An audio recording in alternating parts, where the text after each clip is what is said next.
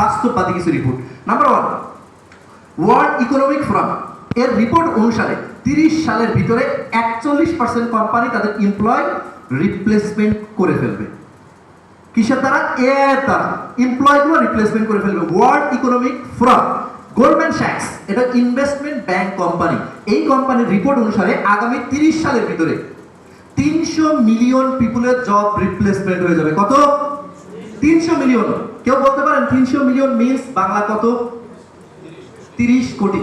মানে আপনি কল্পনা করছেন 1-2টা না 30 কোটি লোকের জব রিপ্লেসমেন্ট করে ফেলবে এআই। জবের মার্কেটটা সামনে কতটা সংকুচিত হতে যাচ্ছে, কতটা খারাপ সিচুয়েশনের দিকে যেতে যাচ্ছে, এটা হলো জব মার্কেটের সিচুয়েশন। এখানে শেষ নয়। কিছুদিন আগে ফাইবারের সিওর একটা ইমেইল লিক হয়। সেই ইমেইলে লেখাটা ছিল AI is coming for your job, মানে ইটস অলসো কামিং ফর তার জন্য। মানে সে বলছে কি এটা আমারও জব খেয়ে ফেলবে। ফাইবারের সিও তার মেইলটা লিক হয়, আপনি জাস্ট গুগলে সার্চ করবেন, আপনি পেয়ে যাবেন। তার মানে এআই কতটা কঠিন একটা সিচুয়েশন নিয়ে আসতে যাচ্ছে। যদি আমরা এআইটাকে এমব্রেস না করতে পারি তাহলে আমাদের সিচুয়েশন খারাপ হয়ে যাবে। এবং দেখতে পাচ্ছেন টেক ইন্ডাস্ট্রিতে এপ্রিল মাসে 2025 সালের রিপোর্ট অনুসারে কত লোকরে 23,000 পিপুলকে লে অফ করে দিয়েছে, মানে অলরেডি ছাঁটাই করে ফেলছে। এর আগের মাসে আরো বেশি। এইভাবে প্রতি মাসে কিন্তু লে অফ করছে, বিশেষ করে টেক ইন্ডাস্ট্রিতে আরো বেশি, কারণ এই জায়গাগুলোতে এআই বেশি রিপ্লেসমেন্ট করতে পারছে। এর চেয়ে ভয়ানক একটা বিষয় আপনি যদি দেখেন, হায়ারিং ফ্রিজ হয়ে যাচ্ছে। হায়ারিং ফ্রিজ সবচেয়ে ভয়ঙ্কর একটা বিষয়। নট হায়ারিং, হায়ারিং ফ্রিজ মানে নতুন করে লোক নিচ্ছে না। এটা কে বলছে দেখেন, সেলসফোর্স কোম্পানি সিইও বলছে আমরা নতুন করে আর কোনো রিক্রুটমেন্টেই যাব না। একটা হলো ছাঁটাই, আর একটা হলো একেবারে রিক্রুটমেন্টে যাবে না, তারা হায়ারিং ফ্রিজ করে ফেলবে, হায়ারিং অফ করে দিবে।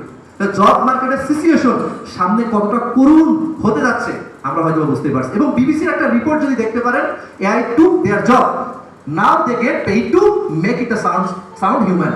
এই এআই বিষয়ে বিবিসির একটা রিপোর্ট, একটা আর্টিকেল প্রকাশ করছে, সেটা দেখলে আপনি বুঝতে পারবেন যে একটা কোম্পানিতে 50টা এমপ্লয়ি আছে।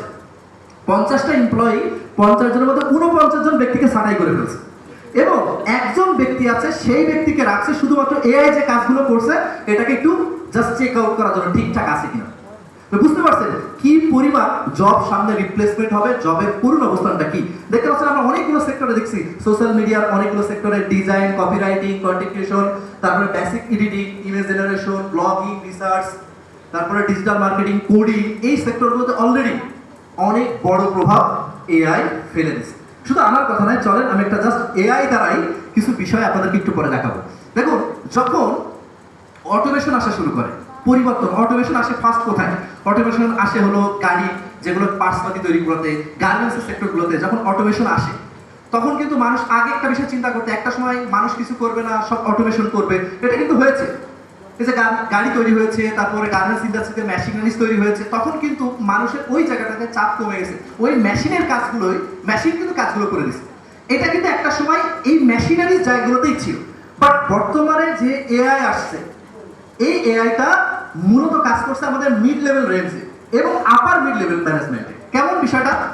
আগে কাজ করতে না মেশিনারি সেক্টরে, এখন হিউম্যান যে কাজগুলো করছে, হিউম্যানের কাজগুলো কিন্তু এআই করে দিচ্ছে।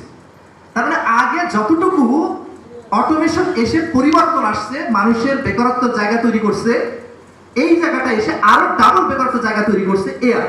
কারণ এটা মিড লেভেল ম্যানেজমেন্টে এবং আপার মিড লেভেল ম্যানেজমেন্টে কাজ করছে, যেটা হিউম্যান, মানুষ যে জায়গাগুলোতে কাজ করে, যে জায়গাগুলোতে ইনকাম করে থাকে, সেই জায়গাগুলোতে। সো আমরা বুঝতে পারছি এআই সামনে আরো কত বড় ভয়ঙ্কর ভূমিকা পালন করবে। আরো দেখেন কত কিছু এখন বর্তমানে, মানে আর্কিটেকচার লাগেই না, আর্কিটেকচারের কাজগুলো করে দিচ্ছে, ড্রাইভারলেস কার, পাইলটলেস এরোপ্লেন। এভাবে কিন্তু প্রযুক্তির ব্যবহার সামনে আরো বাড়ছে। এই জায়গাগুলোতে সবকিছু প্রযুক্তি জায়গাগুলো ধরে নিচ্ছে, দেখতে পাচ্ছেন। এবার আসলে একটা ছোট্ট ক্লিপ দেখি।